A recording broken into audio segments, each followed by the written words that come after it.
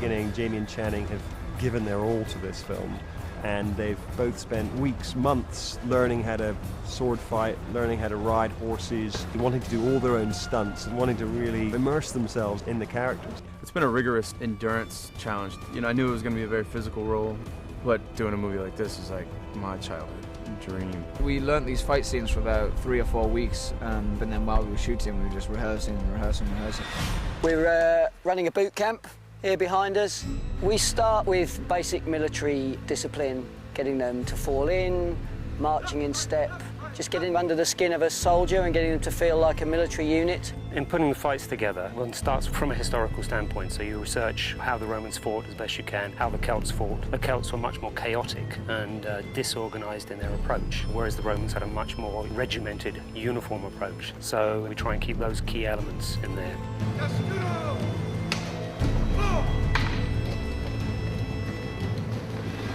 The testudo was primarily used defensively because it covers you overhead. It was used against archers to protect you from arrows. They would basically just trudge forward like an ancient tank, smashing with their shields and stabbing.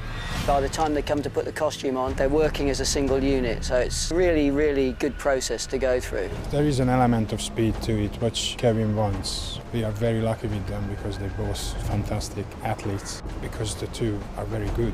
That's like a healthy competition between them. So they push, they want to do everything, they want to do their own stuff. It's good for us, it's good for the look, it's good for the cameras, because the cameras can come close on fight scenes. We can use angles which we wouldn't be able to use if we use the stunt doubles.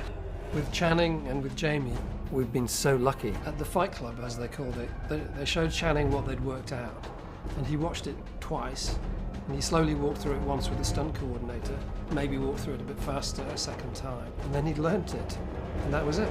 This long series of complicated moves. And it wasn't just as it were going through the motions, he made it look right there in front of me, believably, as though he was having this fight to the death. They have a dancer's physicality for picking up moves, but an actor's brain for playing them. In any good fight, there's more to it than just picking up the moves. You can pick up the moves and be very adept, but unless you can actually breathe life into those moves, unless you can play the moments, play the jeopardy of a sword coming by and nearly getting you, it's always going to remain choreography. And thankfully, both of them have the capacity to do that.